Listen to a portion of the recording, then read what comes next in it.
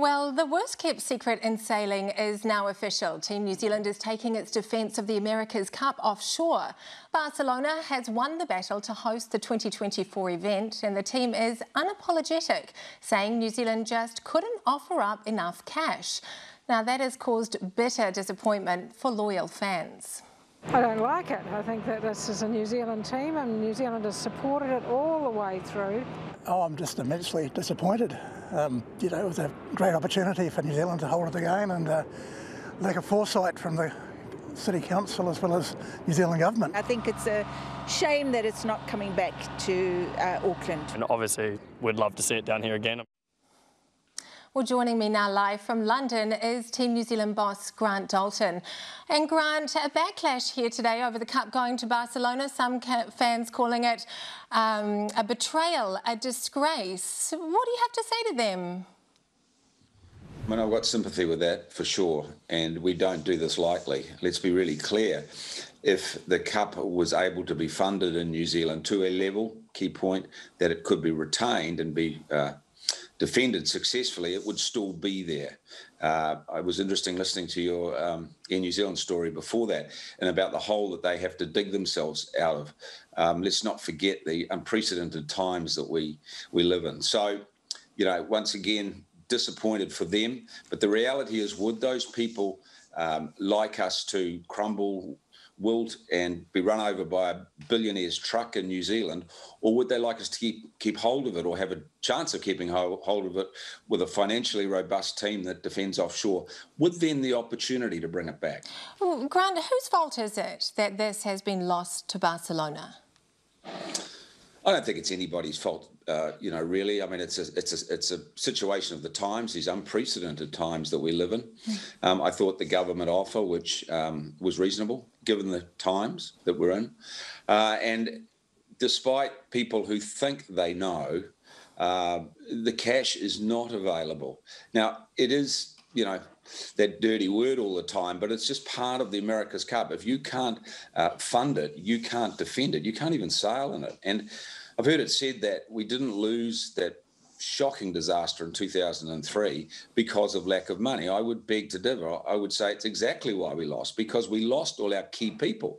Those that remained were hardly up to the task of getting out of the Viaduct Basin, let alone defending the Cup.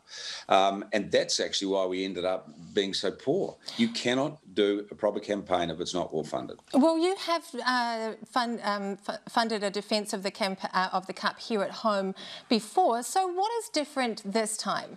Is it the campaign more expensive, or is that commercial cash just not available out there in the sponsorship world? Well, it's not a lot more expensive, and that's a fallacy that often gets trotted out, that the event's too expensive. Well, it's expensive for sure, but then so is Formula One, and this is the arrow tip of the sport and of the industry. The biggest reason is COVID, because a very real example is the pandemic clauses that now are contained within contracts, and that if there is a break for any reason, you have to pay a certain amount of the money back. Now, the problem with that is that you can't plan. You can't even start, because you know you might have to pay some of it back. So the commercial reality is a totally changed landscape than it was a couple of years ago. I'm hearing, Grant, that it was a $200 million bid by Barcelona, $120 million for the team, $80 for the event. Is that about right? No, it wasn't. Right from the start, we've been quite consistent with what we said. We said we needed 120 million at least from a source, so that we could put on the event and we could put a sum of money into the team to close the sponsorship gap. That's still a lot of money to raise. And Barcelona, and all the other bids for that matter, came to that threshold number, not a lot above it. We didn't ask for a lot above it, if anything, but they sort of up each other a little bit. And the whole budget is more like 200 million with the event and with the team.